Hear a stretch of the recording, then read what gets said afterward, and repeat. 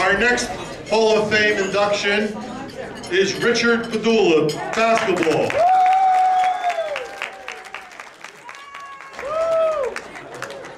Rich played at St. Bon's High School, where he was noted as a great set shooter.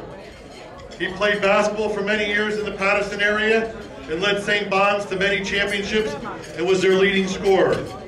He also played at Seton Hall under coach Jim Comerford. He played 2 years with and on the U.S. Army national team. That team won the second Armory Championship and was also the leading scorer there. It is with our great pleasure that we induct Richard Padula into the Greater Paterson Old Timers Hall of Fame.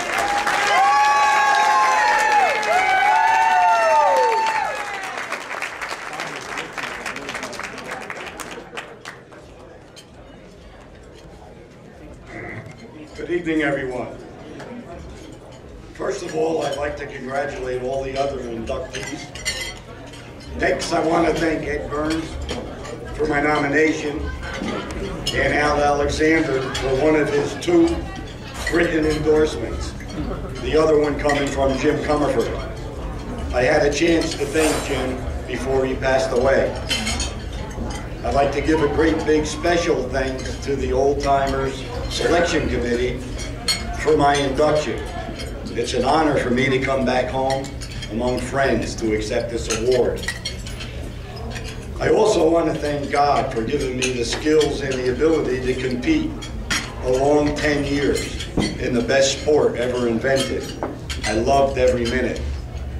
And of course, I can't forget my mom and dad.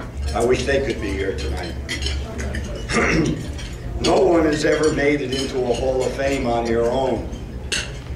Although I'm standing up here alone, it was all my past teammates, trainers, and coaches that made this all possible. My coaches were special. However, 3 of the 7 were extra special. Because of their influence, I'd like to take a minute or 2 to recognize them. First, my high school coach, Ace Molinaro. Ace was a great coach. He was a great referee. He was a great umpire.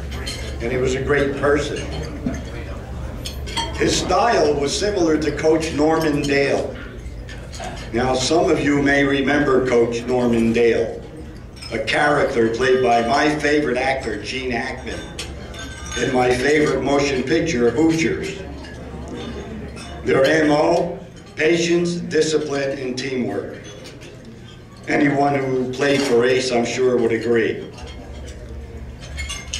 Next, my college coach, Jim Comerford. Jim was also a great coach, great person.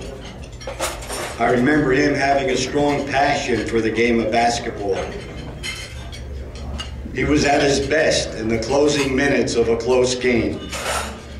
I played against Jim 4 years in high school and then joined him in college. And I enjoyed every minute. I wish I could turn back the clock and do it all over again. My third coach was Ben Sharness, the U.S. Army, Fort Eustis, Virginia. Ben was a member of the Seton Hall team that ran the 42-game win streak back in the early 40s, a college record at the time, broken in the early 50s by San Francisco with Bill Russell and Casey Jones. He also played pro ball. He played for the Cleveland Rebels, Providence Steamrollers, and the Baltimore Bullets in the early days of the NBA. I miss these guys a lot. They're on my mind constantly. For me, saying goodbye to yesterday is difficult. Some of you may know that feeling. I'd like to close by telling you about my biggest win, the one that really, really counts, bottom line. It occurred on May 10th, 1958, at St. Bonaventure's Church in Stony Road. I married Alvina Pearson from Little Falls, the joy of my life and the most important person in my life.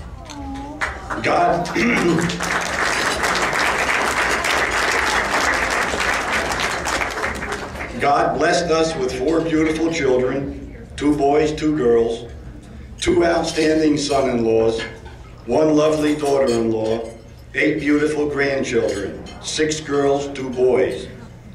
Boy number 3 will join us this coming March. As a matter of fact, he's sitting here with his mom-to-be.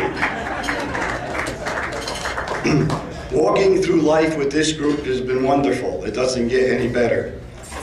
I want to thank everyone who made this evening possible, and thank you all for sharing it with me. Thank you.